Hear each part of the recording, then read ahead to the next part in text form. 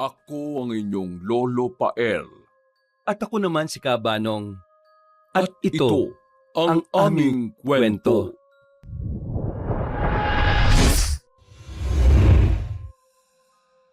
Gabi na at napakatahimik sa buong San Telmo. Ang mga kuliglig naman sa labas ay tila binabantayan ng dilim habang ang malamig na hangin ay humahaplos sa mga bintana ng mga maliliit na bahay. Sa isang lumang bahay na yari sa kahoy at may bubong na yero, nakaupo sa balkonahe ang isang babaeng edad 18 na may mapupungay na mga mata. Hawak niya ang basang buhok at ang puting bestida ay napapalamutian ng mapuputing bulaklak ng sampagita na isinabit sa pasamano. Siya si Riza. Morena, maganda, tahimik at misteryosa. Apo, huwag kang laging tumatambay dyan kapag ganitong gabi. Lalo na't papalapit na naman ang kabilugan ng buwan. Alam ko po, pero hindi ko alam kung anong gagawin ko kapag tuluyan akong lamunin ng pagiging... Iyon. Pinagpala kang may puso pa rin ng tao. Ibig sabihin, may pag-asa ka pa. Salamat po, Lola. Sige na, pumasok ka na sa loob maya-maya, ha? Tumango lang si Riza ngunit sa kanyang mga mata ay bakas ang lalim ng pagod. Alam niyang sa darating na 3 gabi ay hindi na siya magiging siya. Pagkaalis ni Lola Urbana ay napatingin ulit siya sa kalangitang pinaliliwanagan ng mga kutitap na mga bituin. Doon ay naalala niya ang nangyari nitong nakalipas na araw sa palengke. Nakatagpo kasi siya roon ng isang gwapong lalaki na sa tingin niya ay na-love at first sight din siya. Nung Biyernes kasing yon, ay maagang nagpunta si Riza sa palengke para bumili ng luya, sibuyas at dahon ng tawa-tawa. Suot niya ang kanyang kulay rosas na duster at bitbit ang bayong. Pamilyar sa kanya ang mga tao at ang mga tindera ay kilala siya bilang isang babaeng mabait pero mailap. Habang binibilang niya noon ang sukli mula kay Alin Pitang, ay isang malakas na motor ang huminto sa tapat ng karinderya. Bumaba ang isang lalaking matangkad, maputi at may asul na mga mata. Naka-camouflage na uniforme. Siya ang sundalong si Tiberos Honti. At ayun na nga ang una nilang pagkikita at pag-uusap. Magandang umaga. May tubig ba rito? May karinderya dyan at malamang meron sila. Nauuhaw ka ba? Oo nauuhaw ako at nagugutom rin. Pero parang ikaw ang gusto kong maging tour guide . Pwede ka ba? Ha? Naku, yan lang naman sa harap yung karinderya . Saka hindi ako tour guide. Natural na probinsyana lang ako. Mas okay nga yun dahil mas totoo at madaling kausap. Ay, siya nga pala. Ako nga pala si Tiberos Honti. Dayong sundalo lang ako rito sa San Telmo. Riza. Riza ang pangalan ko. Magandang pangalan . Kasing ganda ng mukha mo. Sa kabila ng kakaibang tensyon, ay ramdam ni Riza ang tila kakaibang daloy ng kuryente sa pagitan nila ng nasabing sundalo. Para sa kanya ay ibang-iba ang lalaking yon dahil hindi bastos at hindi mapanghusga. Nang nagpaalam na si Tiberos, matapos kumain ay nag-iwan pa yun ng mensahe na talagang kinakiligan ng dalaga. Riza, di ba? Babalik ako bukas o sa makalawa. Kung sakaling mag-cruise ulit ang landas natin, baka gusto mong ituro sa akin kung saan yung mga magagandang tanawin dito bukod sa'yo. Ha? Bakit ako? Sige na, may iwan na kita ha. Hindi na nakaimik si Riza pero pagtalikod ng sundalo ay lihim siyang ngumiti. Ngiting hindi niya kayang ipaliwanag. At matapos manumbalik ang mga alaalang yon, ay napangiti na naman ang dalaga bago pumasok sa loob ng bahay. Pagdating sa kanyang silid ay nagsindi siya ng insenso. Pagkalaon ay humiga siya habang nakatitig sa bubungan. Hanggang ngayon kasi ay hindi pa rin maalis sa isip niya si Tiberos kahit ilang araw na ang nakalipas. Pero sa kabila noon ay parabang nagtatalo ang damdamin at takot sa kanyang dibdib. Nakakagusto na nga ba ako sa taong isang beses ko palang nakita? Hindi pwede to. Hindi ako pwedeng umibig at lalong hindi ako pwedeng masaktan o makasakit ng kapwa. Hindi ko matatanggap to at habang buhay kong pagsisisihan ito. Umalingaw-ngaw ang sigaw ng kanyang damdamin sa katahimikan ng gabi. Dahil ramdam ni Risa ang anino ng madilim na kapangyarihan na bumabalot sa kanya. Sa loob-loob niya ay nagsisimula na namang mabuhay ang kagutuman. Kinabukasan ay mabilis na lumipas ang maghapon sa San Telmo na tila wala namang kakaiba. Ganun pa rin katulad ng kahapon at mga nagdaang araw. Ang hangin ay malamig at ang ulap ay tila may itinatagong masamang balak.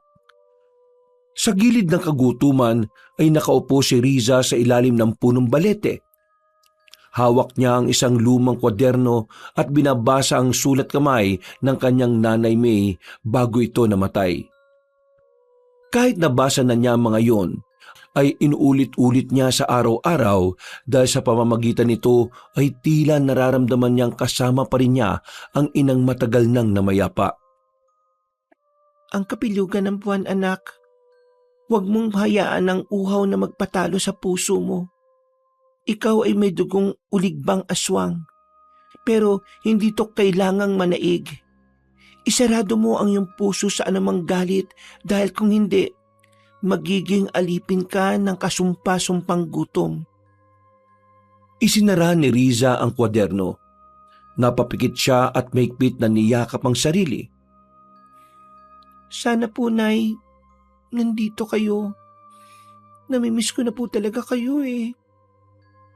Sumandal lang siya sa gilid at muling nagmuni-muni hanggang sa bumalik na naman sa kanya ang mapapait na alaala noong namatay ang kanyang nanay May. Kahit matagal nang nangyari ang mga bagay na yon, ay tila sariwa pa rin para sa kanya ang mga pangyayari. At sa tuwing binabasa niya ang sulat ng ina, ay pakiwari niya kahapon lang naganap ang lahat. Napaluha siya ng tahimik pero kagad niya ring pinawi ang luha ng mga mata. At saka napabuntong hininga ng malalim.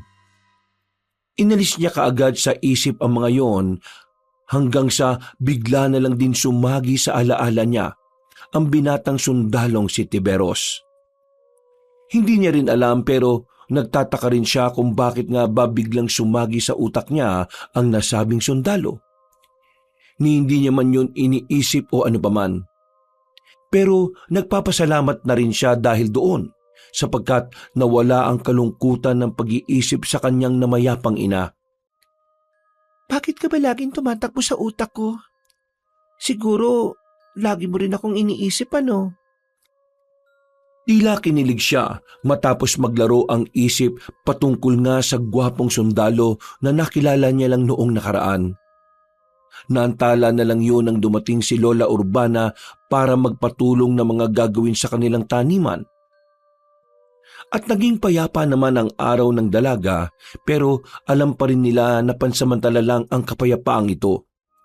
Lalo na kapag nagsimula na siyang dalawin ng pagiging uligbang aswang. Ayon kasi sa nakasanayan ng kanilang pamilya, sa tuwing ikatlong henerasyong babae mapupunta ang pagiging aswang. At dahil si Riza ang ikatlong henerasyon, kaya siya ang magiging uligbang aswang sa tamang edad. At dahil 18 na siya, kaya magsisimula na ang pagpaparamdam ng kadiliman sa kanyang pagkatao. Matapos magsindi ng insenso, ay natulog na ng matiwasay si Riza. Subalit dinalo siya ng nakakatakot na panaginip. Nakakulong siya sa isang madilim na silid na ni katiting na liwanag ay hindi makalusot. Malamig at nakakakilabot ang nasaming silid dahil kahit ang sarili niya ay hindi niya nakikita. Nasaan ako? Anong lugar to? Sinubukan niyang libutin ng silid at dahil sa dilim ay kinapakapa na lang niya ang palibot. Wala siyang nakitang pinto palabas kaya mas lalo siyang naalarma. Lola Urbana? Nasaan ka? Tulong po! Tulungan niyo ako! Walang lolang Urbanang sumulpot, sa halip ay isang nakakatakot na ugong ang umalingaw-ngaw sa buong silid. Mas lalong nabalot ng kilabot ang pagkatao ng dalaga, lalo na nang marinig niya ang malademonyong tinig na bumubulong. At sa isang iglap ay may sumulpot na nakakatakot na nilalang mula sa kung saan. Mapupula ang mga mata nito at mahaba ang dila na sumunggab sa kanya. Napasigaw ang dalaga at dahil doon ay napabalikwas siya ng bangon. Hingal na hingal at pawis na pawis siyang napatingin sa bintana. Napayakap tuloy siya sa sarili dahil sa lamig na dala ng simoy ng hangin. Ano ba yung nakita ko sa panaginip ko? Nakakatakot. Dahil sa nangyari ay hindi na tuloy siya nakatulog hanggang sa sumikat na ang araw. Siya na ang nag-asikaso ng almusal nila ni Lola Urbana at nagwalis na rin siya sa kanilang bakuran. Pagkagising na matandang babae ay inutusan siya noon na magpunta sa ilog para kumuha ng mga dahon at halamang ugat. Naglakad nga si Riza papunta sa ilog na bitbit ang bayong ng mga dahon at ugat para kay Lola Urbana. Habang papalapit siya sa nasabing lugar, ay biglang umalingaw-ngaw ang putok ng baril mula sa gubat. Nagulat siya katulad ng mga ibon na nagpulasan mula sa pinagpupugaran ng mga ito. At kahit kinakabahan, ay na-curious pa rin ang dalagita sa kung ano nga ba ang dahilan ng putok ng baril na yun. Naglakad siya papunta sa pinanggalingan ng ingay hanggang sa makarating siya sa damuhan. Sumilip siya doon at paghawi ng mga damo ay nasilayan niya si Tiberos na duguan ang kaliwang braso. Bukod doon ay humihingal ang binatang sundalo habang hawak-hawak ang baril nito. Iberos, ano nangyari sa'yo? Mahabaging langit? Risa, ano ginagawa mo rito? Papunta ako sa ilog at nakarinig ng putok ng baril kaya ako sumilip dito sa damuhan hanggang sa nakita kita. Risa, you shouldn't be here. May gumalaw sa bandaron ng damuhan at sinalakay ako. Hindi yung tao. Kaya mag-iingat ka. Halika muna rito. Sugatan ka kaya dumito ka muna at tutulungan kitang gamutin ang sugatan mong braso. Patakbo silang nagtungo sa ligtas na lugar at nang masiguro nilang hindi na makakasunod ng kung anumang umatake kay Tiberos, pansamantala na silang tumigil sa ilalim ng puno. Walang pag-aalinlangan ay dahan-dahang nilinis ni Risa ang sugat ng binatang sundalo gamit ang tubig ibon at dahon ng sambong mula sa bayong. Tumitig naman sa kanya ang lalaki na tila namamangha sa galing niya sa bagay na yun. Ang galing mo ah. Naku, hindi naman. Anong hindi? Ang galing mo kaya? Hindi ko nga naramdaman ng sakit habang ginagamot mo ako eh. Mas narelax ako. Ganito talaga kami mga probinsyana.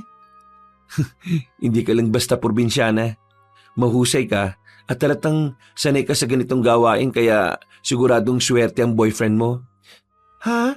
Naku, wala pa akong boyfriend. 18 pa lang ako eh. Ganun ba? Hindi naman pala nakakalayo ang edad natin, Riza. Ako, kaka 25 years old ko pa lang nung unang nagkita tayo ron sa karinderya. Hindi ako nakapag-celebrate gawa ng naka-duty ako sa trabaho rito sa San Telmo eh. Ganun pala. Maligayang kaarawan kahit huli na ang pagbati ko. Naku, salamat ah. Ay teka, matanong ko lang. Saan mo natutunan yung panggagamot? Yung mga dala mo sa bayong, mga halamang gamot yan na nakikita ko rin sa ibang bahay malapit sa kampo namin. Ang lola ko ang nagturo sa akin. Papunta nga sana ako sa ilog para kumuha pa ng ibang kailangan eh. Wow, ang galing ah. O paano? Mag-iingat ka sa pagpunta mo sa ilog na mag-isa.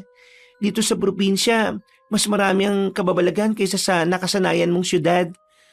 Paniwalaan mo man o hindi, totoo mga yon. Katulad ng sinabi mo kanina, may umatake sa'yo na kung ano.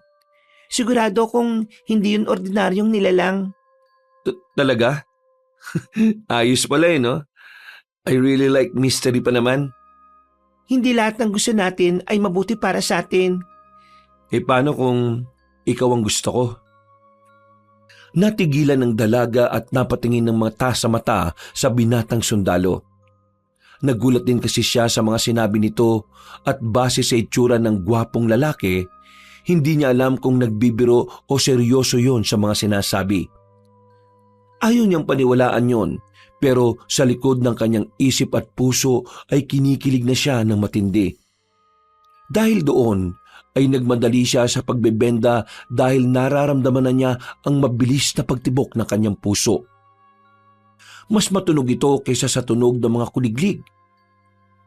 Kinikilig man, ngunit sa loob-loob niya ay merong bumubulong at tumututol sa pag-ibig na nagsisimula palang umusbong. Hindi pwedeng mahulog ang loob ko. Dahil kapag sumiklab ang kagutuman, baka siya pa ang una kong... Oh, bakit natameme ka dyan, Risa? Tapos na ba o hindi pa? Tapos na. Okay. Salamat Narinig mo ba yung sinabi ko kanina? Ha? Tungkol saan? Wala na akong maalala kasi nakatuong mabuti yung atensyon ko sa panggagamot sa iyo eh. Sige na. At bumalik ka na sa kampo nyo. Dahil baka balikan ka pa ng sumalaki sa iyo na kung ano. Paano ka? Iatid na kita. Naku, hindi na. Kaya ko ng sarili ko. At mas kabisado ko kaysa sa iyo itong gubat. Sige na. Dahil malapit na rin naman ang ilog eh. Kailangan mo nang bumalik para matingnan yung sugat mo doon.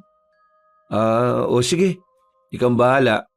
Pero maraming salamat ulit Sana sa susunod na pagkikita natin igala mo naman talaga ako sa magagandang lugar dito sa San Telmo. Ngumiti lang ang dalaga at pinilit na itago ang matinding pagkakilig. Nagmamadali siyang tumakbo papunta sa ilog at nang mawala na sa paningin niya ang binatang sundalo ay huminto siya sa isang gilid at sumandal sa isang puno. Napahawak siya sa dibdib at tila hingal na hingal. Hindi dahil sa pagtakbo kundi dahil sa matinding pagkakilig na nararamdaman. Muli niya tuloy inalala ang sinabi ni Tiberos na pakunwari pa siyang kaninang hindi narinig. Paano kung ikaw ang gusto ko? Hoy Risa, huwag ka nga masyadong karengking. Alam mo magaling magpahulog ang mga taong taga-syudad eh. Sanay silang magpaikot ng tao kaya huwag kang basta-basta palilin lang. Naantala na siya sa magandang sentimentong yon nang makaramdam ng kakaiba sa paligid. Para bang may kung anong kadiliman ang umaali-aligid hanggang sa manood na to sa kanyang sistema. Nangilabot siya sa hindi malamang dahilan kaya patakbo na siyang umalis sa lugar na yon dala-dala ang bayong. Ilang saglit pa ay binilisan na lang din niya ang pangunguha ng mga kailangang halamang gamot bago mabilis na bumalik sa kanilang bahay. Lola, pasensya na po kung natagalan ako May tinulungan po kasi akong sundalo doon sa gubat eh. Sugatan po siya at inatake raw po siya ng hindi makilalang nilalang. Bakit ba kasi ang hilig ng mga tao na magpunta sa gubat kahit na alam nilang mapanganib?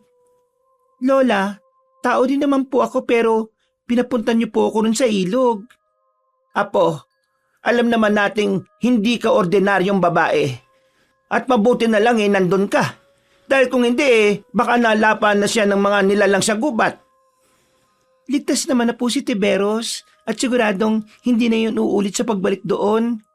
Aba, at nakilala mo pa talaga Risa, Apo, sinabi ko naman sa iyo na mag-iingat ka sa pakikihalubilo sa mga tao. Lalo na ngayong unti-unti nang nabubuhay sa katauhan mo ang pagiging uligbang aswang. Alam ko naman po yun, Lola. Kinuha na ni Lola Urbana ang mga halamang gamot at nagtulong na sila sa paglilinis nito. Itinuro na rin ng matandang babae kung para saan ang mga yon at kung paano ang tamang panggagamot. Naubos ang maghapon ng maglola sa pag-aaral at paggawa ng mga halamang gamot. Bago matulog ay muling nagsindi ng insenso si Risa at nagdasal ng taimtim.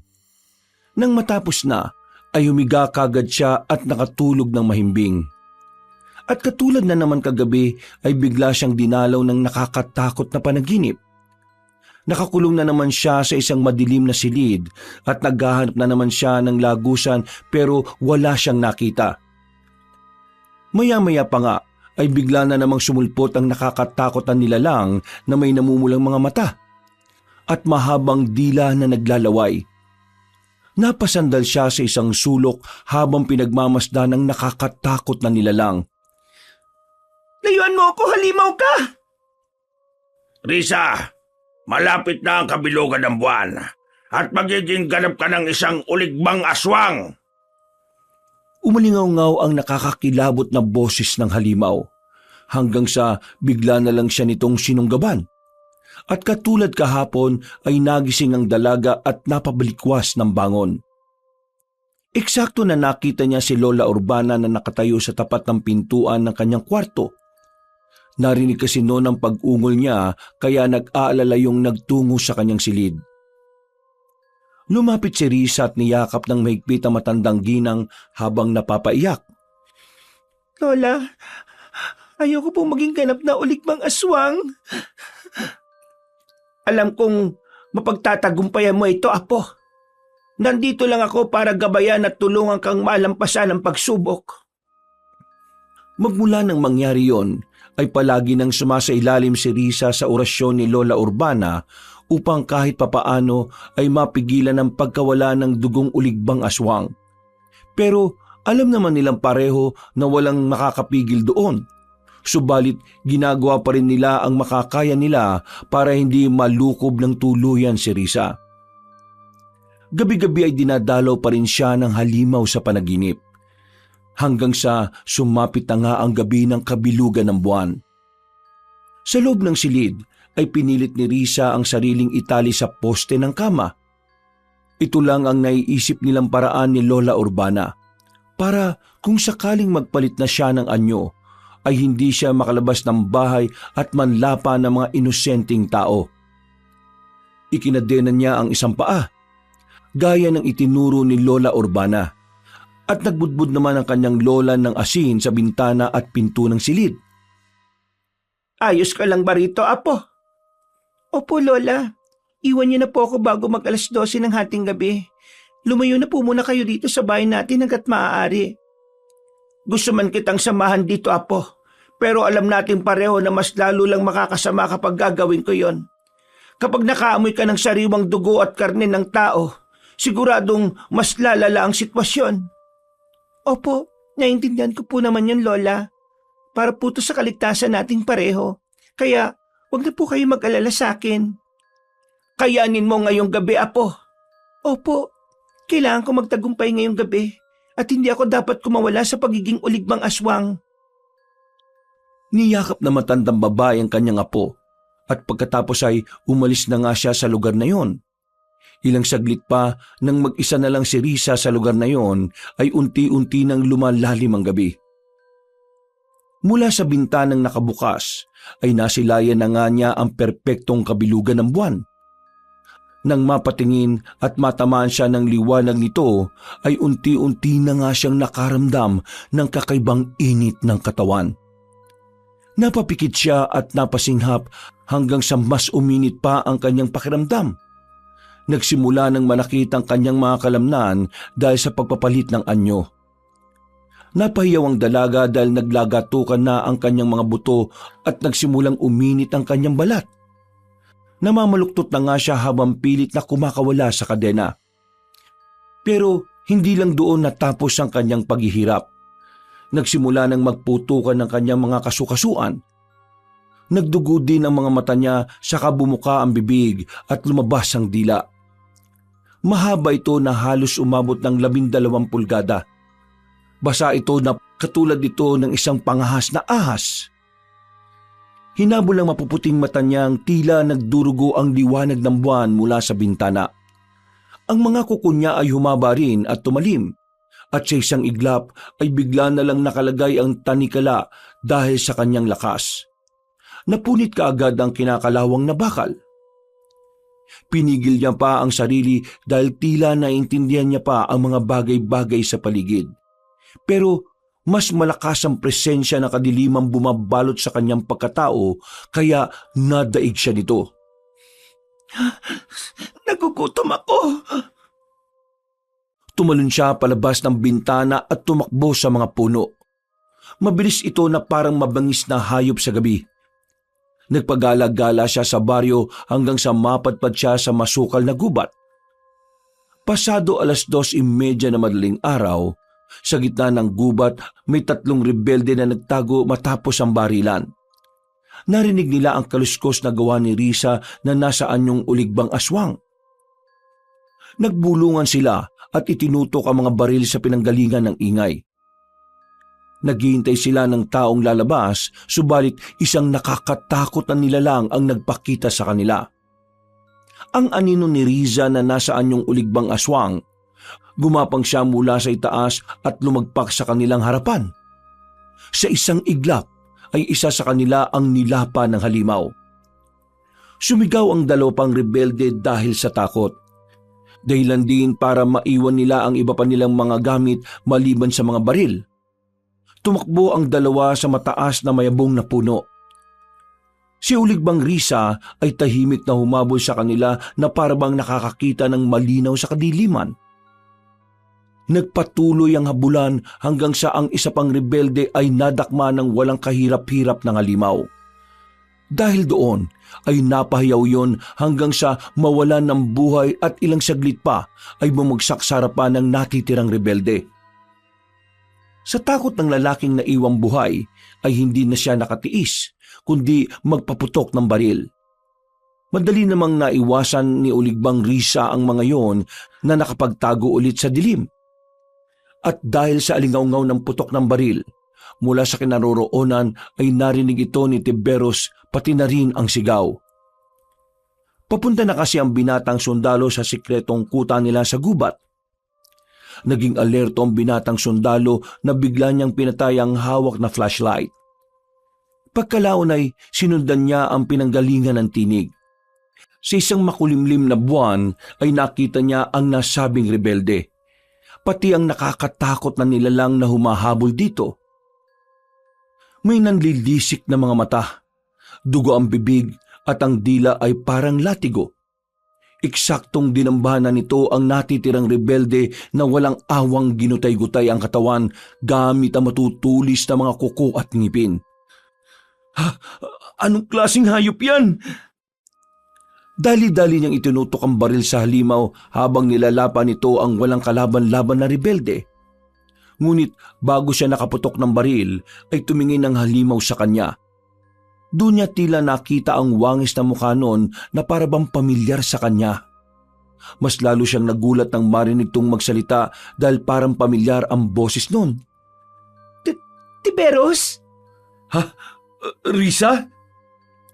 Dahil doon ay dinakma ang ulikmang aswang ang nilalapang lalaki at tinagis yon kay Tiberos na biglang nagtago sa isang gilid.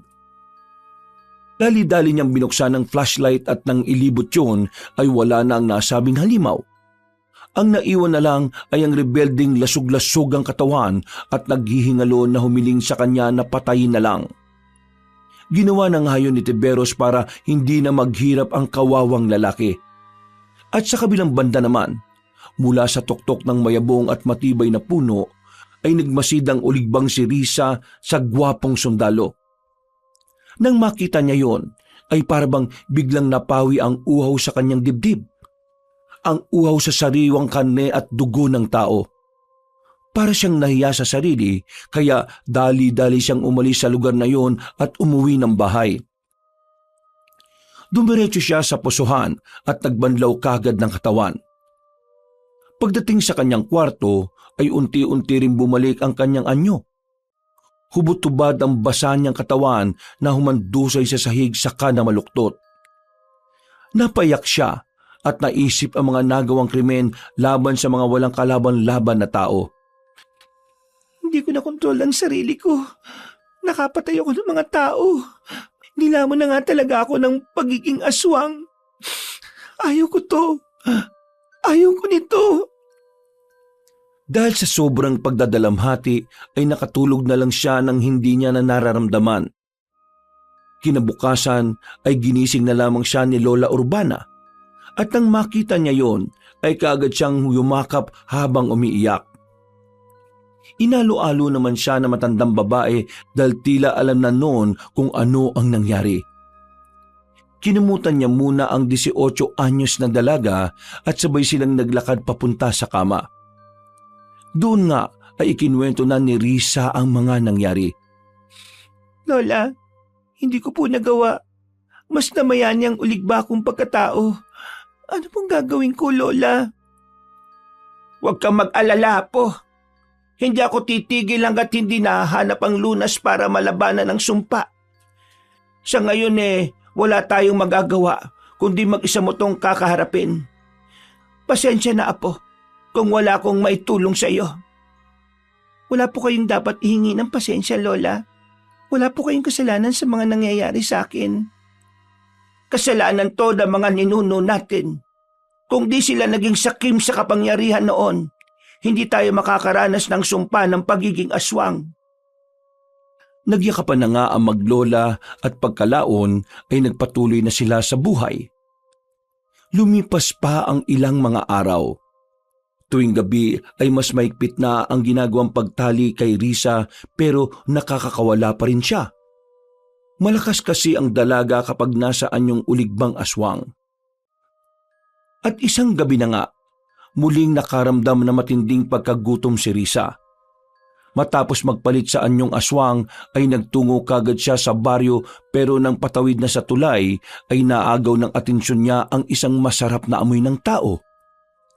Nagpunta kagad siya sa bundok kung saan tila humahalimuyak ang amoy ng tao.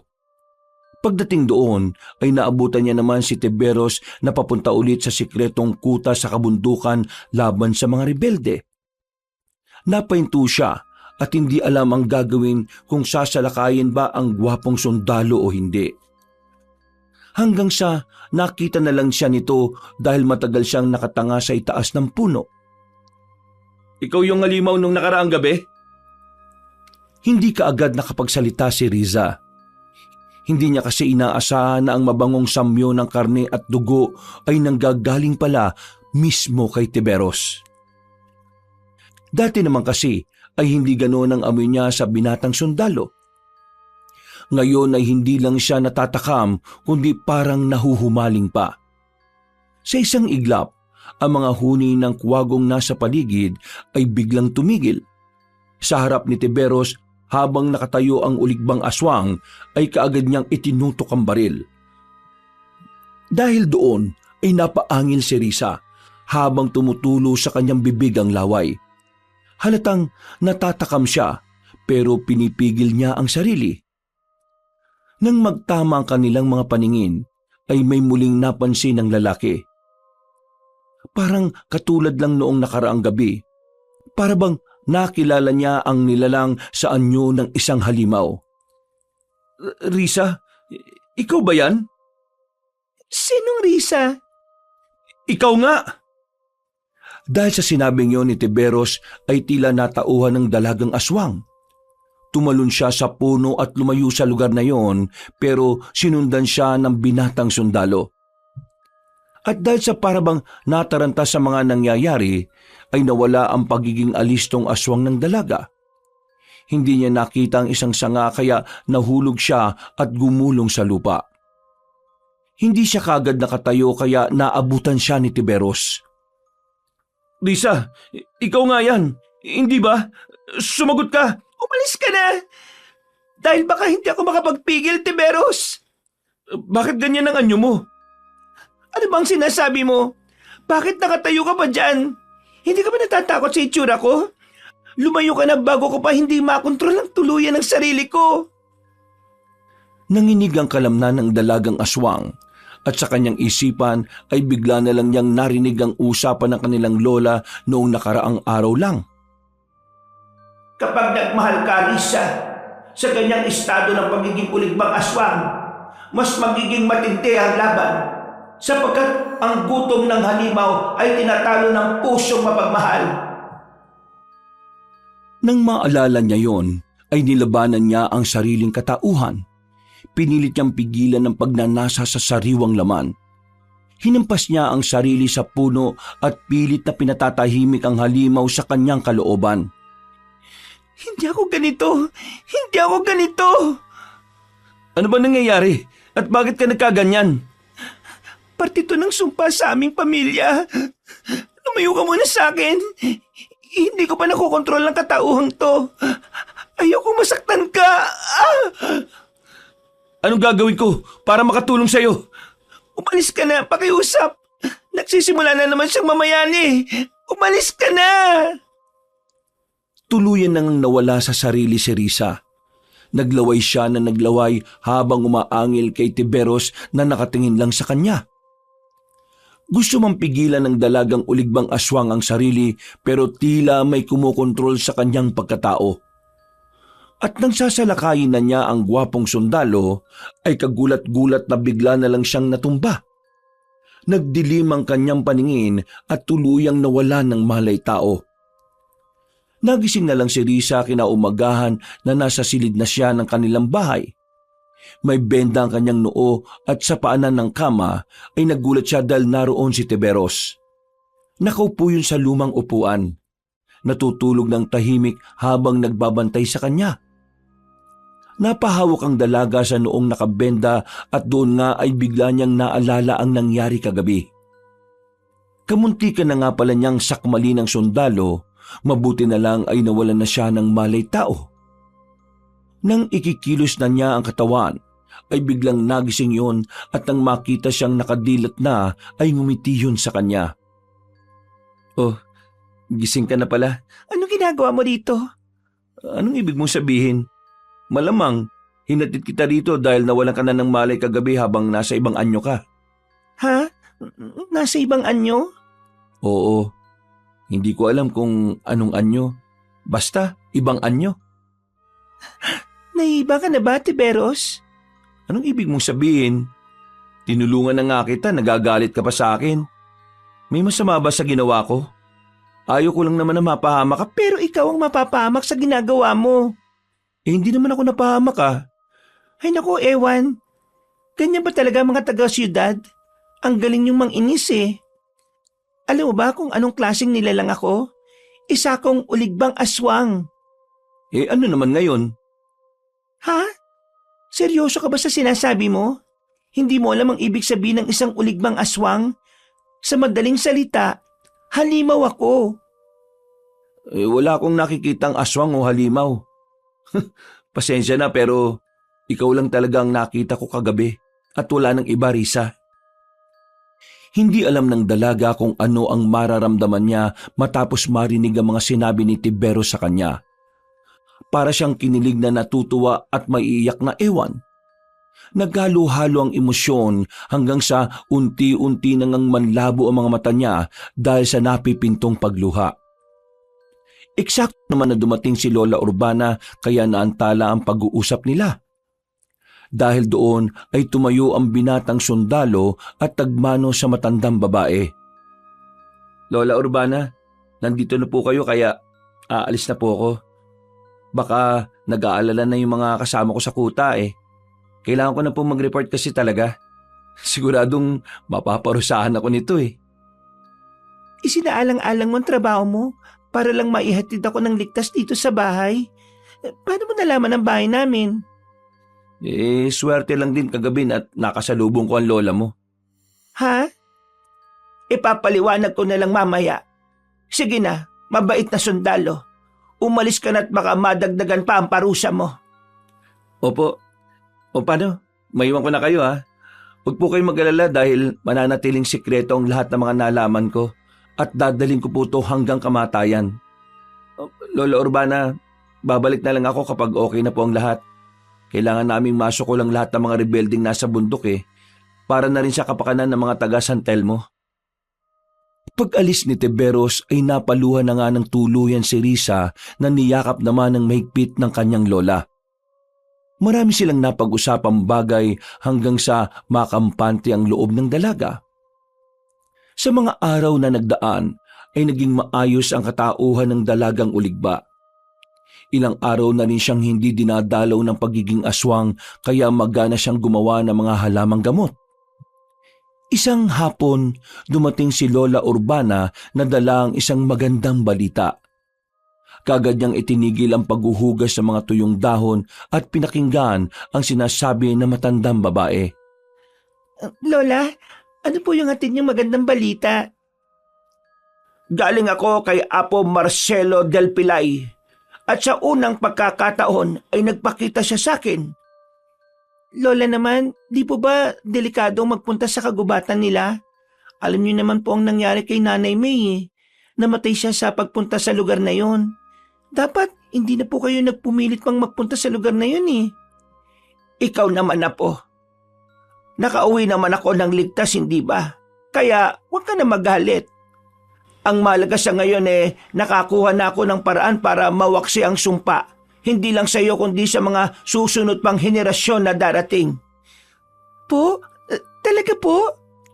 Oo, Apo. Kaya makinig kang mabuti. Ang sabi ni Apo Marcelo del Pilay, kung nais mong puksain ang sumpa ng uligba sa kalooban mo, kailangan natin ng sakripisyo. Sakripisyo? Ano bang dapat isakripisyo, Lola? Dugo. Dugo? Dugo ko po ba o dugo ninyo? Kasi kung isasakripisyo nyo lang din po ang dugo nyo para sa akin, wag na lang po. Mas gugustuhin ko na lang na maging uligbang aswang kaysa mamatay kayo dahil sa akin. Makinig ka muna kasi at huwag magbigay kagad ng konklusyon mo. Ang tinutukoy na dugo ay hindi naman dugo mo o dugo ko. Kung ganon, kanino po? Ang sabi ni Apo Marcelo del Pilay, dugo mismo ng isang tao na handang mag-alay nito para sa iyo. Ano po? Paano po yun? Wala namang gagawa ng ganun para sa akin. Sino naman nagsabi sa'yo niyan? Pasensya na pero narinig ko sa labas ang usapan nyo kaya hindi na ako nakatiis at pumasok na kagad ako rito para mag-suggest. Lola Urbana, handa po kong ialay ang sarili kong dugo para lang manumbalik si Risa sa pagiging dating siya. Sigurado ka na ba dyan, sundalo?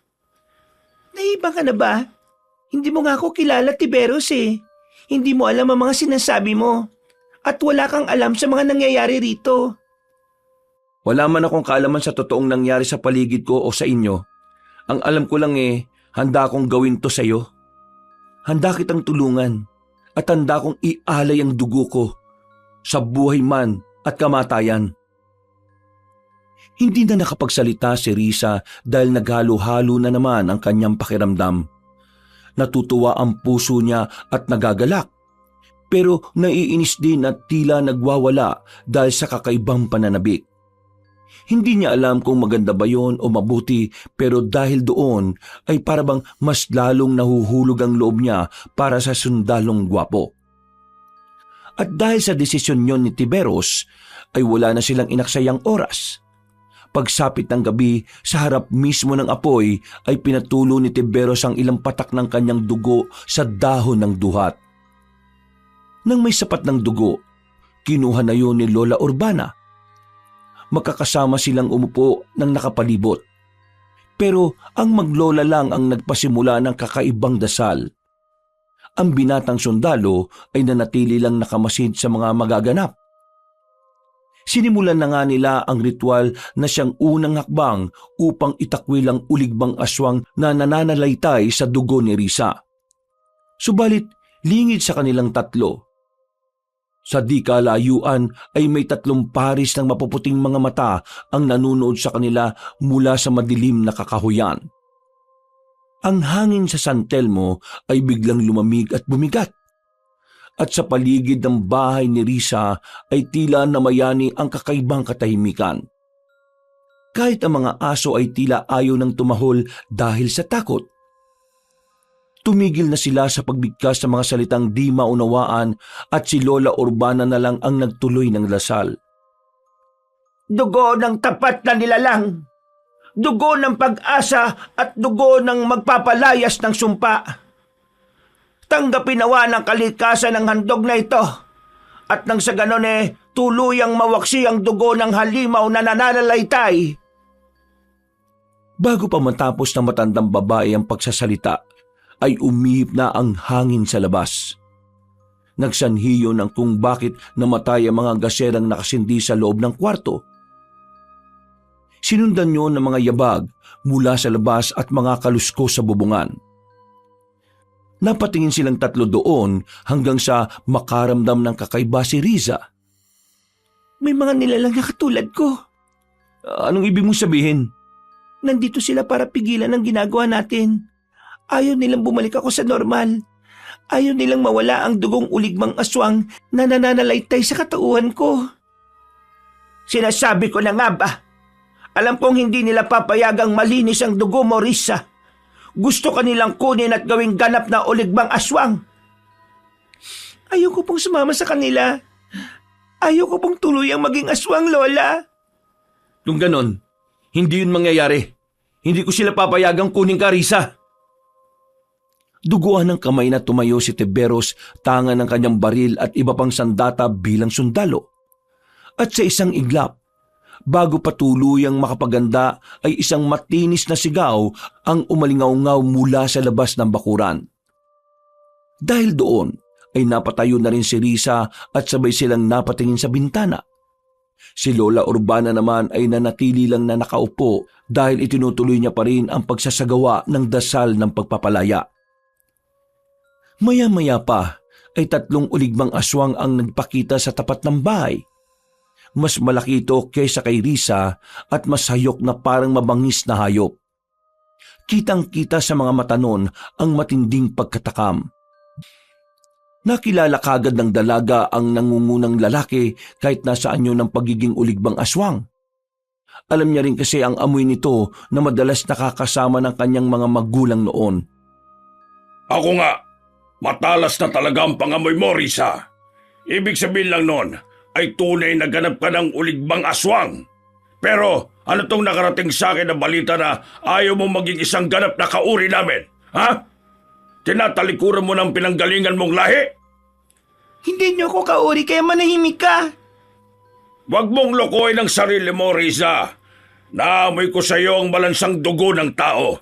Ibig sabihin lang, nakatikim ka na ng sariwang dugo at karne nila. Patunay yun na isa ka ng ganap na uligbang aswang. Huwag mo nang pigilan pa dahil mahihirapan ka lang ng mahihirapan habang lalo mong nilalabanan ng totoo mong katauhan. Mainam na tanggapin mo. Unyemas, sino yan? Ayan ang tanggapin mo. Ang bala ng baril ko. Aswang ka. Dami mong sinasabi. Para kang pit ng manok ka. Putak ng putak. Abat, gago kang lalaki ka. Sino ka na namang damuho ka, ha? At bakit ka nangingalam dito? Walang iya ka. Umalis na kayo rito. Dahil sa susunod na pagputok ng baril ko, ay siguradong sa ulo nyo na ang tama. Wag na wag nyong guguloy ng buhay ni Risa. Galit na umangil si Mang Alicio habang pinandilisikan ng mga mata si Tiberos. Pero pinaulanan lang sila ng bala ng baril ng binatang sundalo kaya napatras sila habang galit na galit. Pagkatapos kitang patayin, ay kukunin ko si Risa para isama sa lugar kung saan siya masasanay sa kanyang katauhan. Hindi na ako sa inyo. Pinipili ko ang sarili ko at pinipili ko ang puso ng pagkataong ito. Puso? Ha! Huwag mong ipagmalaki ang kalambutan ng tao. Dugo ang kaluluwa natin, Risa. At karne ng tao ang bumubuhay sa pagkatao natin. Hayop kang lalaki ka. Lusubin niyo ng isang yan at patayin para wala nang sagabal dito. Panay-panay niya akong binabaril, Sa utos ni Mang Alicio ay sumugod ang 2 uligbang aswang na si Liro at Mina. At ipinagpatuloy naman ni Risa ang pag-antabay habang si Tiberos ay tumalon sa bintana at bumaril ng sunod-sunod. Tinamaan sa balikat si Liro, ngunit hindi ito natumba. Tumawa lang yun ng tumawa bago sumalakay ulit. Mag-iingat ka, Tiberos! Oo naman, kung di sila basta-basta namamatay, hindi rin ako basta-basta magpapatalo sa mga halimaw na yan. Mayabang ka, sundalo ka. Kaya dapat yung pahirapan ng isang yan. Lino at Mina, siguruhin yung hihiyaw siya sa sakit ng pakiramdam. Hindi na natapos ng mayabang na aswang ang pagsasalita dahil nakita niyang sabay na tumalsik ang mga kasama niyang ulikbang aswang. Umuusok ang mga katawan ng mga iyon dahil sa hinagis sa kanila ni Tiberos. Isa itong asol na pulbos na gawa ni Lola Urbana. Ibinigay ito ng matandang babae nitong hapon lang dahil alam na ng ginang na mangyayari ang ganitong bagay. At sino ngayon ang hihiyaw sa sakit? Ha? Ito pang sa inyo! Gamit ang kanyang baril ay magkakasunod ng pinaputukan ng mga aswang. Tumakbo si Mang Alisyo at nagtago sa mga puno habang ang dalawa niyang kasama ay nahihirapang umiwas. Tumama sa mukha ni Mina ang dalawang bala ng baril. Napasigaw ito at bumagsak habang nag-aapoy pa rin ang katawan dahil sa natamong pulbos kanina. Si Liro naman ay gumapang pero hindi na yon pinatagal pa ni Tiberos.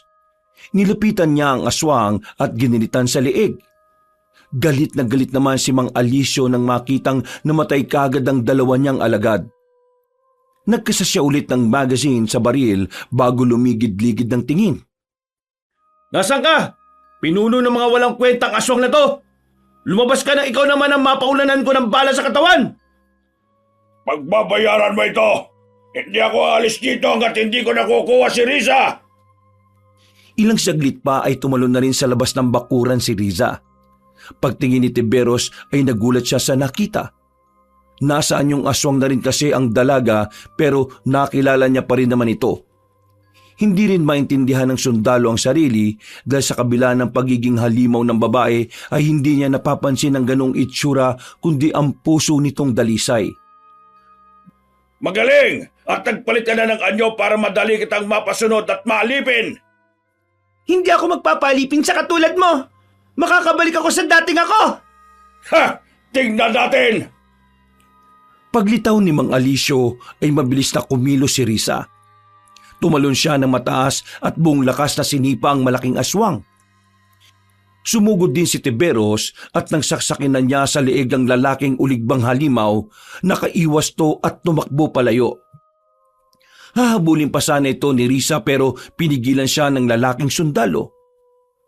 Ako na bahala sa kanya, Riza! Hindi na pwedeng umalis dito yan! Nagtutuloy pa rin sa orasyon ng lola mo! Pero paano ka? Huwag mo akong alalahanin. Kapag alam kong tiyado, babalik ako. At di ko na siya susundan kapag sobrang layo na. Pagkatango nila sa isa't isa ay tumakbo na si Tiberos pero sinundan pala siya ng lihim ni Riza dahil ayon kay Lola Urbana ay mapanganib si Mang Alisyo.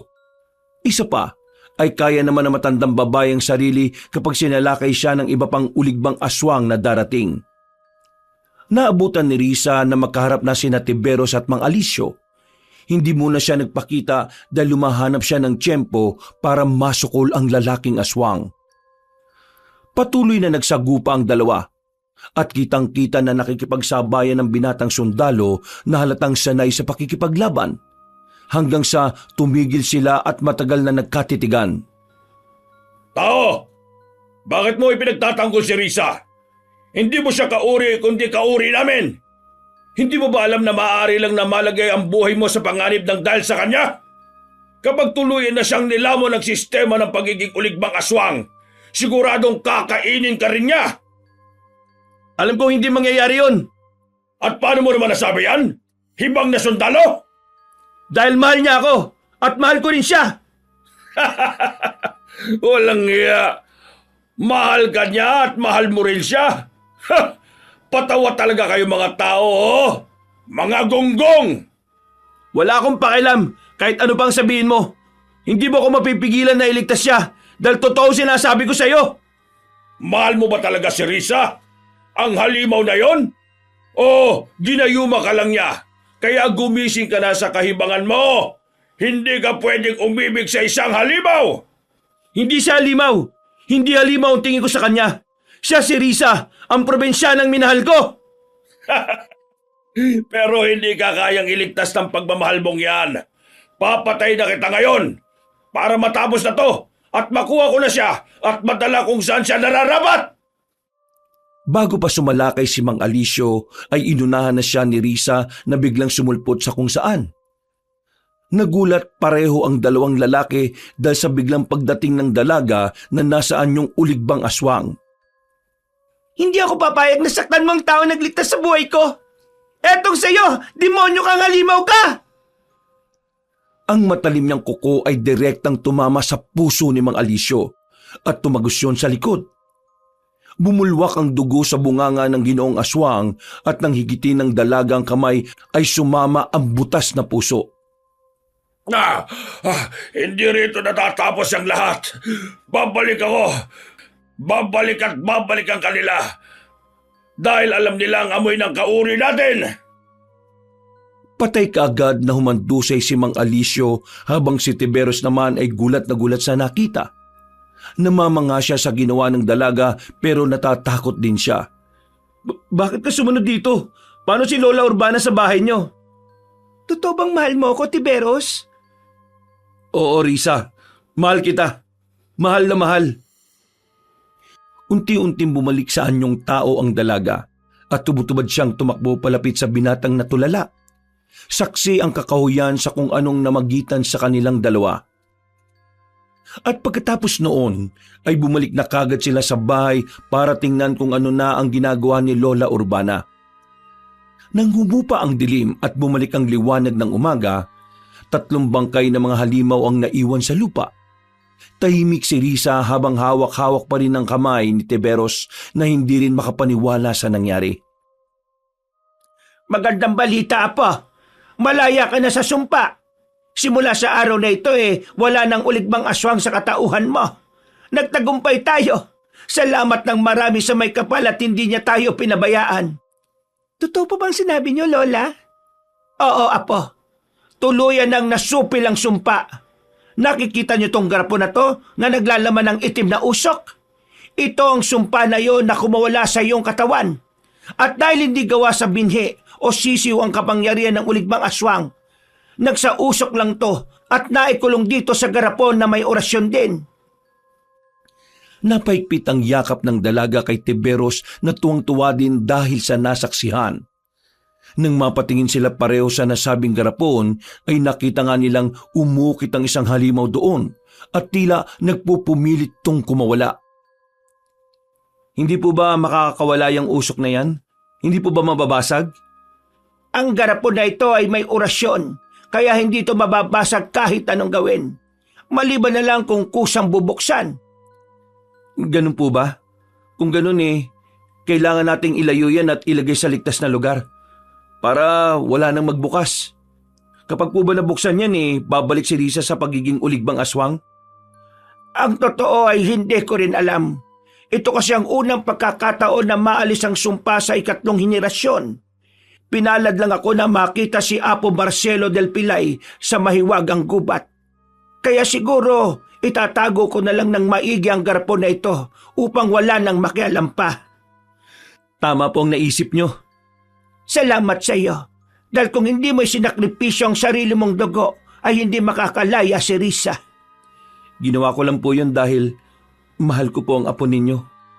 Kung ganon, halikan mo nga siya sa harapan ko. Lola naman po, nakakaya. Natigilan na ang dalaga dahil nga hinalikan na siya ng solido ni Tiberos na nagustuhan rin naman niya. Naging masaya sila ng araw na yon dahil sa matagumpay na pangyayari. At katulad ng napag-usapan ay tinago kagad ni Lola Urbana ang silyadong garapon. Inilibing niya to sa lugar na siya lang ang nakakaalam. Nagpunta siya sa bukana ng mahiwagang kabundukan at doon itinago. Nag-iwan lang siya ng tanda para kung sakaling may mangyari ay mabalikan niya ang nasabing lugar.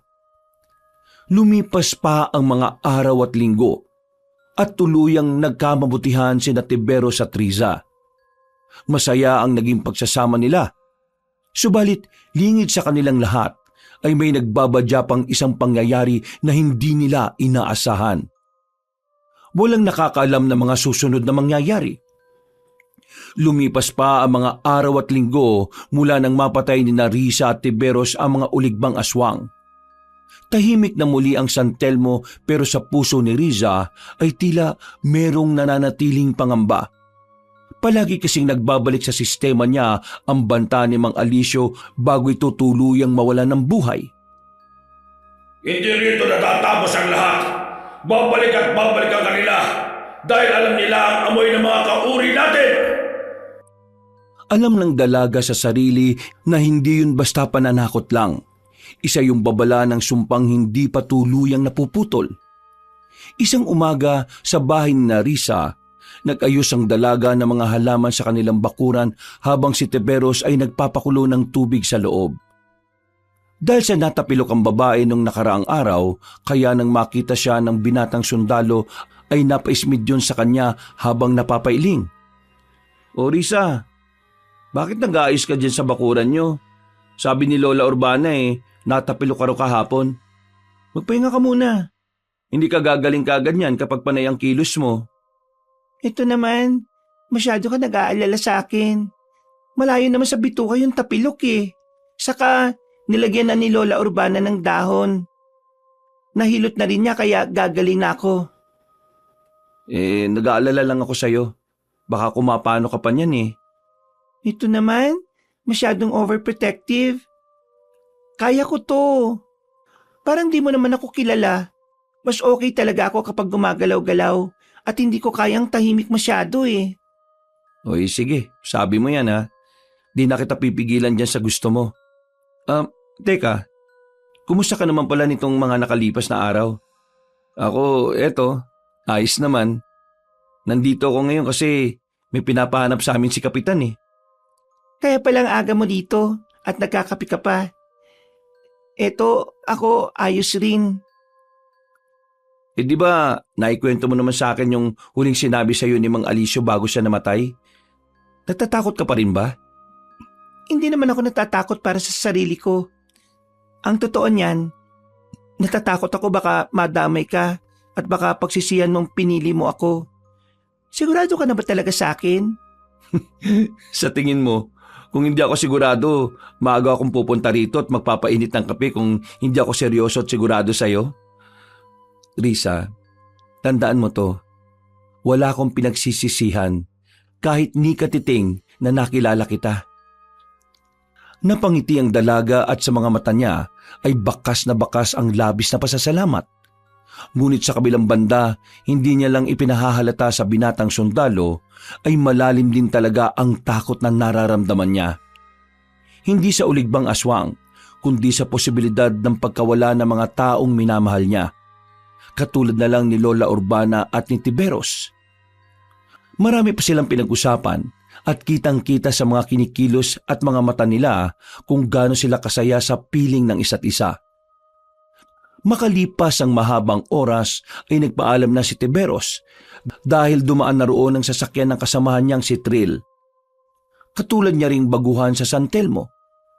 Pagsapit ng gabi, pagkatapos magsindi ni Risa ng insenso ay naupo na siya sa kama. Pinakiramdaman niya lang at ninamnam ang payapang paligid na pinaiingay lang ng kuliglig at mga palaka.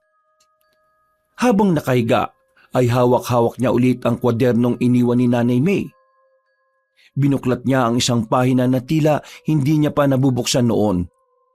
Sa unang pagkakataon ay ngayon niya lang mababasa kung ano ang nakasulat doon magmula nang mamatay ang kanyang ina. Seryoso niya itong binasa sa gitna ng katahimikan ng gabi. Kung ikaw ay magmamahal, tandaan mo ang tunay na pag-ibig ay makapangyarihan.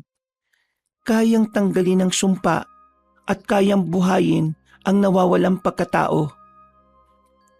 Natiklop niya ulit ang kwaderno at niyakap ng maigpit habang nakatingin sa bubungan at nagmumuni-muni. Tama mga sinulat ni Nanay dito. Salamat sa pagpapaalala ng mga ito sa akin, Nay. Lalo lang tuloy kitang namimiss Ngumiti siya at pumikit hanggang sa makatulog na siya ng mahimbing. Makalipas lang ng ilang minuto ay bigla siyang nagmulat ng mga mata. Ganun na lang ang pagkagimbal niya nang magising na nasa isang malawak na siyang kapatagan. Kabadong inilibot niya ang paningin, subalit kahit saan siya dumako ay hindi siya makakita ng kahit sinong tao. Tila walang hangganan ang palibot kaya mas lalo siyang kinabahan. Hanggang sa makarinig siya ng mga alulong ng kung anong nilalang. At sa isang iglap ay nagsulputan na nga ang may gawa ng nasabing alulong. Gulat na gulat si Risa nang makita ang napakaraming uligbang aswang. Nagtakbuhan yon sa kanyang palibot at tuminto ng ilang metro na lang ang layo sa kanya. Pakiramdam niya ay lulubog na siya sa kinatatayuan matapos makita ang mga nanlilisik na mga mata ng mga halimaw. Pati ang mga mahahaba nitong mga dila na naglalaway na parabang sabik na sabik sa sariwang dugo at karni ng tao. At pagkatapos ay sabay-sabay yung humalakhak na parang mga nakakasiyahang mga demonyo sa impyerno. Napatakip ng tenga si Risa pero hindi siya pumikit dahil baka merong biglang humigit o sumunggab sa kanya. Nang tumahimik ang tawanan ay tila nabalot naman ng nakabibinging katahimikan ng paligid. Patuloy siyang pinagmasdan ng mga halimaw at hanggang sa pinakadulo ng kanyang harapan may tila higanting uligbang aswang na sumulpot. Risa! Hindi mo matatakasan ang kapalaran mo! Kung inakala mo na nakalaya ka na sa pagiging uligbang aswang, ay nagkakamali ka dahil hindi pa tapos ang laban! Tigilan niyo na ako! Hayaan niyo na ako manahimik! Ang sinumang hahadlang ay papatayin ko. Hindi ako magdadalawang isip dahil papawiin kita at magiging katulad ka namin, isang mabangis at makaminsalang halimaw. Humalakhak ang higanting halimaw at umalingaw-ngaw yon sa buong paligid. Sumunod naman ang iba pang halimaw hanggang sa tila nabingi na si Risa sa nakakakilabot na mga boses nila. At dahil hindi na niya makayanan ng mga nangyayari, ay nagtakip na siya ng tenga at pumikit. Subalit merong umatak sa kanyang paanan. Pagdilat ng mga mata niya, ay nasa harapan na niya ang higanting uligbang aswang. Nilamon siya nito ng buhay at doon na siya nagising. Napasigaw siya sa sobrang takot. Hingal na hingal at pawis na pawis. Kitang-kita sa mukha niya ang matinding takot matapos magising sa isang masamang bangungot. Dahil din tuloy doon, ay dali-daling nagtungo si Lola Urbana sa kanyang silid at nag-aalala siyang nilapitan. Anong nangyari, Apo? At bakit ka sumisigaw? Binabangungot ka na naman ba? Lola Urbana, binangungot nga po ako. Nagpakita siya sa panaginip ko. Sinong siya, Apo? Yung higanting uligbang aswang. Tandang-tanda ko po ang sinabi niya sa akin eh. Hindi ko raw po matatakasan ng kapalaran ko. Papawiin po nila ako, Lola. Papawiin po nila ako at papatayin po kayong dalawa ni Tiberos. Apo, huwag kang matakot. Panaginip lang yon. Walang mangyayaring masama. Hindi ka nila mababawit, hindi kami mapapano ni Tiberos. Pero natatakot po ako, Lola. Natatakot po ako. Huwag kang matakot, Apo. Dahil hindi namin hahayaan na mangyari yon. Siguradong hindi rin papayag si Tiberos. Sigurado ako dyan, Apo. Kaya kalamayin mo ang loob mo. Yumakap na lang ng mahigpit ang dalaga sa kanyang lola na inalo-alo na lang siya hanggang sa muling makatulog. Kinabukasan, tila nakalimutan din kaagad ni Riza ang napanaginipan nung gabi. Wala na silang napag-usapan ni Lola Urbana para hindi na rin mabuhay ang takot sa kanyang dibdib. Pagsapit ng mga bandang 9:00 ng umaga, dumating si Tiberos na hinatid ulit ni Trill. Nagpasama ang dalaga dahil inutusan ulit siya ni Lola Urbana sa pagkuha ng mga halamang gamot. Habang naglalakad si Risa at Tiberos papunta sa dulo ng ilog, kung saan madalas nagpapahinga si Lola Urbana noon, sa malayo pa lang ay nakita na nilang isang ginoo edad 60 na si Mang Lianes. Kilala sa San Telmo ang nasabing ginoo bilang taong wala sa sarili at kung ano-ano ang pinagsasasabi. Kaya naman kahit anong kwento nito, mapatotoo man o hindi ay wala nang naniniwala. Lumapit sa kanila ang magiliw na ginoo at saka nakipagkamay. Kumusta, Risa? Mabutit nakita tayo ulit. Ayos lang po ako, Mang Lianes. Siya yung boyfriend mong sundalo, hindi pa. Magandang araw po, Mang Lianes.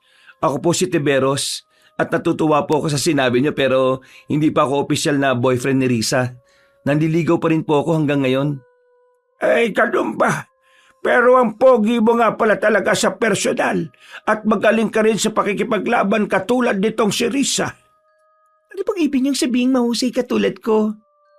Iha, pinanood kitang lumaban nung gabing yon. Bihira sa isang aswang na iwaksi ang pagiging halimaw niya at pumanig sa kabutihan. Kaya hindi ako natatakot sa iyo noon pa man. Dahil sa sinabing yon ng Ginoo, ay hindi kagad nakaimik ang dalaga. Nagkatinginan lang sila ni Tiberos na nagulat din sa mga pangyayari. Huwag kayong mag-alala. Hindi ko naman ikukwento sa mga taga San Telmo ang tungkol dito. Alam kong malaking sikreto yon. At saka hindi ka naman na isang aswang, hindi ba? Nakalaya ka na dahil sa pagsasakripisyo ng gwapong sundalong ito. Opo. Salamat naman sa Diyos. Pero tandaan mo, Iha, kapag kahit wala na ang sumpa, ay kailangan mo pa rin bunutin ang ugat para tuluyan na itong hindi bumalik. Ano pong ibig niyong sabihin, Mang Lianes? Pansinin mo ang paligid. Iba ang ihip ng hangin. At ang binubulong ng mga ibon ay tila panganib din. Malakas ang pakiramdam ko na ngayong gabi ay may magpapakitang higante. Mag-iingat kayo dahil marami siyang kasama. Hindi siya titigil hanggat hindi nakukuha ang gusto niya. Kaya nga mamaya magtatago ko ron sa yungib ko. Mas ligtas doon at babantayan ako ng diwatang mabait. Basta dadalan ko siya ng pandesal mula ron sa tindahan ni Aling Pitang. O siya, sige na. At maiwan ko na kayo dyan. Maganda na rin kayo at mag-ingat sa pagpitas ng mga halamang gamot. Dali-daling umalis ang may edad na lalaki habang si Risa naman ay nanatiling nakatulala sa kawalan.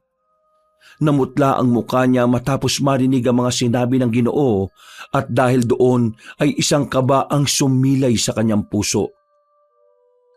Parang may sayad yung sang yun Pero gusto ko yung mga sinabi niya na pogi ako Tsaka totoo ba yung sinabi niyang nakita niya tayo nung gabing kaharap si Mang Alisio? Hindi marunong magsinungaling si Mang Lianes. Totoo ang lahat ng sinasabi niya, Tiberos. Anong ibig mong sabihin? Teka, bakit parang namumutla mo ka mo? Okay ka lang ba? Habang nangunguha sila ng mga halamang gamot, ay kinuwento nga ni Risa ang tungkol sa kanyang napanaginipan na kapareho na ikinuwento ni Mang Lianes. Dahil doon ay wala na silang inaksayang oras pa. Pag-uwi sa bahay, ay dali-dali nilang sinabi ang lahat kay Lola Urbana na nagulat din. Alam din kasi na matandang babae na lahat ng mga sinasabi ng Ginoo ay totoo. Batid kasi nila na may kakayahan ng lalaking pinagkakamalang baliw sa baryo ng San Telmo. Merong tinatawag na vision o clairvoyance si Mang Lianes pero hindi siya aware sa kakayahang ito. Mag-isa na lang kasi siya sa buhay kaya napagkakamalan ng mga taong may sayad siya sa utak. Pero ang totoo ay wala pa siyang sinasabi na hindi nagkatotoo.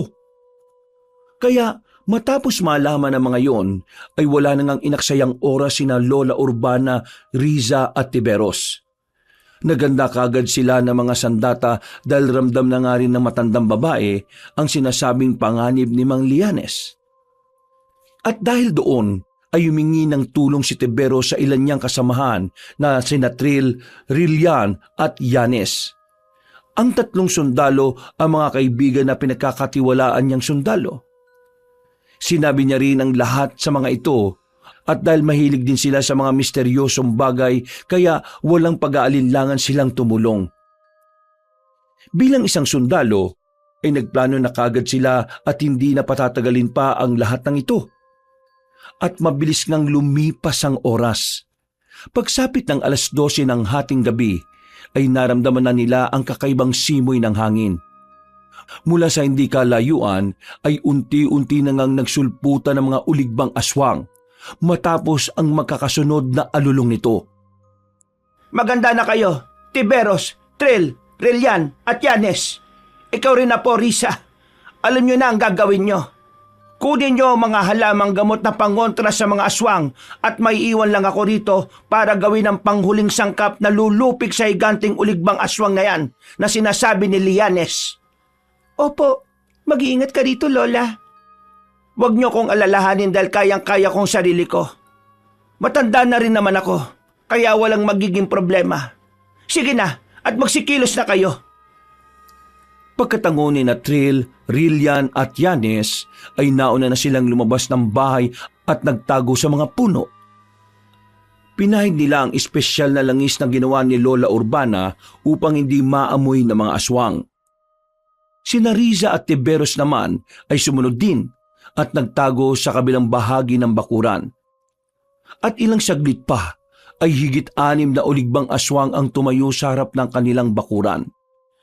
Umaangil pa lang ang mga yon ay sinaboy na sila ni Lola Urbana ng kakaibang pulbos at nang tumama yun sa kanilang mga balat ay nag-apoy kaagad ang mga ito at natupok. Nagulat ang 3 sundalo na ngayon lang nakita ang ganoong pangyayari. Sa kabilang banda ay namangharin sila dahil doon. Kaya nang lumingon sa gawin nila si Tiberos ay sumenyas yun ng okay habang ngumingiti.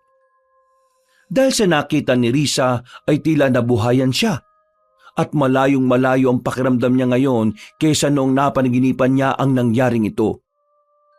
Ayos ka lang ba, Risa? Ayos na ayos lang ako. Wow, natutuwa naman ako marinig yan. Hindi ko na nga nakikita ang takot sa mukha mo eh. Bakit? Dahil alam kong kasama kita. Alam kong hindi mo ako pababayaan.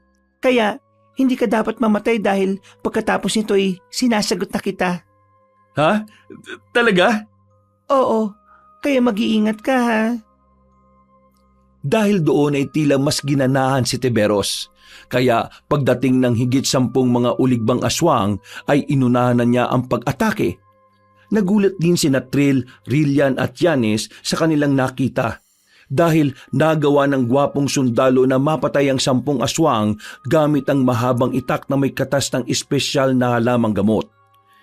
Tila nag-aapoy ang labas ng bakuran hanggang sa unti-unti nang nagsulputan ng iba pa. Mga kasama, atake na! Wala na silang sinayang na oras. Sunod-sunod silang sumalakay at walang pinalampas na kahit isang aswang. Lahat ng dumaan sa kanilang harapan ay siguradong mapapatay. At nang makita ng ibang uligbang aswang ang nangyayari, ay natakot sila hanggang sa makarinig sila ng malakas na ugong na parang galing sa ilalim ng lupa. Yun na yung tinig na yun. Humanda kayo. Lola Urbana, tapos na po bang ginagawa nyo? Kanina pa, Apo. At naghihintay na lang ako dito ng pagdating ng sinasabing higante! Sabay-sabay silang napatingin sa malaking uligbang aswang na doble ng tangkad ni Tiberos. Nagulat din ang mga sundalo pero hindi takot ang nararamdaman nila kundi pagkamangha. Pampalasang ka, Risa! Imbis na yakapin mo ang iyong pinagmulan, unti-unti mo pang inuubos sa mga kalahi natin! Hindi nyo ako kalahi! Kung ganon, nagbago na ang isip ko. Hindi na kita babawiin! Tama yan! Umalis ka na kung ayaw mong maubos kayong lahat ngayong gabi. Handang-handa kami at hindi mo kami matatalo kahit gaano ka pa kalaki. Nagbago na ang isip ko. Hindi na kita babawiin dahil papatay na kita! Nagpakawala ng nakabibinging ungol ang higanting uligbang aswang at pagkatapos noon ay muling sumalakay ang iba pa niyang alagad. Pero mabuti na lang ay handang-handa ang mga sundalo at sanay sa pakikipaglaban. Kaya naubos din nila ang mga sumalakay na hindi man lang nakaabot sa bakuran ng bahay. Nang makita yun ng pinunong uligbang aswang ay mas lalo siyang nagalit kaya siya na ang umatake. Pero hindi siya hinayaan ni Risa at Tiberos. Magkasunod na sumugod ang dalawa at gamit ang mahabang pisi na may orasyon din ng pangontra ay pinulupot nila yon sa paa ng halimaw. Dahil doon ay natumba ang aswang na nagpumilit tumayo. Pero tinambangan na siya ni Natril, Rillian at Yanes. Magkakasunod siyang hinagisan ng mga pulbos at nasunog ang kanyang likuran. Ginamit ng higanting uligbang aswang ang mahaba niyang dila pero pinutol yun ng itak ni Lola Urbana. Matagal kong hinintay ang pagkakataong ito. Tumanda na lang ako at tinakalang hindi na to mangyayari. Natuluyang mapuputol ang sumpa. Ngayon, humanda ka dahil maraming kaalaman ang nabigay sa akin ni Apo Amorsolo del Pilay. Lola, tama pong sinabi ni Mang Lianes.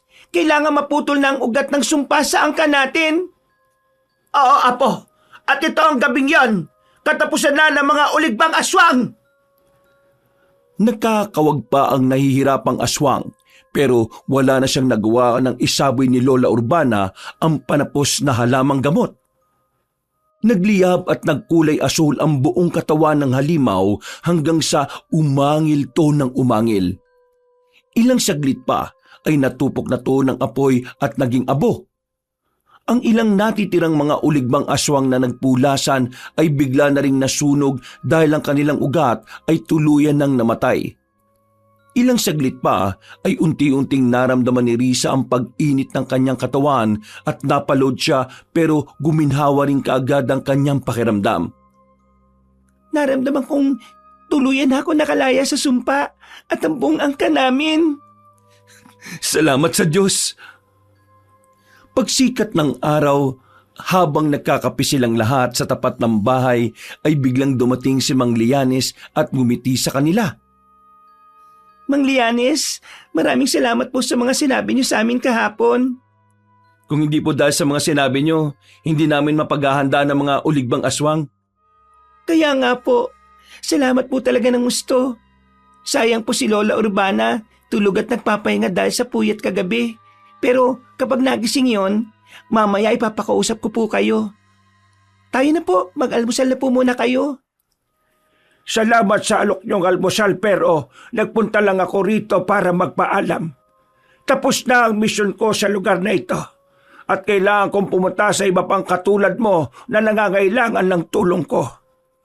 Ano pong ibig niyong sabihin? Nabunot mo na ang ugat kaya wala ka ng problema. Ikaw naman gwapong sundalo. Magmadali na kayong bumalik sa kuta ninyo sa bundok. Hindi matatapos ang gabi na to. Masisilo nyo ang mga rebelde at tuluyang makakalaya ang mga taga San Telmo sa kanila. Talaga po? Nakangiti lang na tumango ang lalaki at pagkatapos ay tumalikod na to sa kanila. Hindi pa man nakakalayo ay nagulat na lang silang lahat nang magpalit ng anyo bilang isang kumikinang na ibon si Mang Lianes. Mabilis ang mga sumunod na pangyayari. Sa isang kisap mata ay nawala na lang yon na parang bula, kaya nakatinginan silang lahat. Hindi siya tao? Hindi niyo ba alam na hindi ordinaryong tao si Lianes? O siya, Tiberos, Trill, Rillian at Yanes. Narinig niyo naman ang sinabi ng ermitanyo. Magbalik na kayo sa kuta ninyo sa gubat dahil magtatagumpay kayo ngayong araw para na rin makalaya na sa mga rebelde ang baryo ng San Telmo. Wala nang inaksayang oras pa ang mga sundalo na dali-dalim bumalik sa bundok. At katulad ng sinabi ni Mang Lianes, nagtagumpay nga sila laban sa rebelde. Tuluyang naging payapa sa baryo ng San Telmo. At nang umalis na nga ang mga sundalo sa lugar na yon, ay nangako si Tiberos na babalikan si Risa sa oras na matapos ang kanilang misyon. Bago sila tuluyang maghiwalay ng landas, ay meron munang nangyari sa kanila ng gabing yon. Makalipas lang ang 6 na buwan, nang matapos na ang misyon ay kaagad bumalik si Tiberos sa baryo ng San Telmo. Doon ay nakita niya si Risa na malaki na ang tiyan. Nagulat siya at nalungkot sa nakita kaya halos maluha-luha siya habang kausap ang babae. Akala ko ba ihintayin mo ko? Bakit nagpabuntis ka sa iba? Pasensya na, hinihintay ko ang asawa ko eh. At ngayon, dumating na siya. Tiberos, Natutuwa akong makita ka dahil ikaw ang magiging tatay ng anak natin. Nanlaki ang mga mata ng gwapong sundalo nang mapagtanto na siya pala ang nakabuntis kay Risa. Hindi maipinta ang saya dahil sa wakas ay nagbunga ang kanilang pagmamahalan.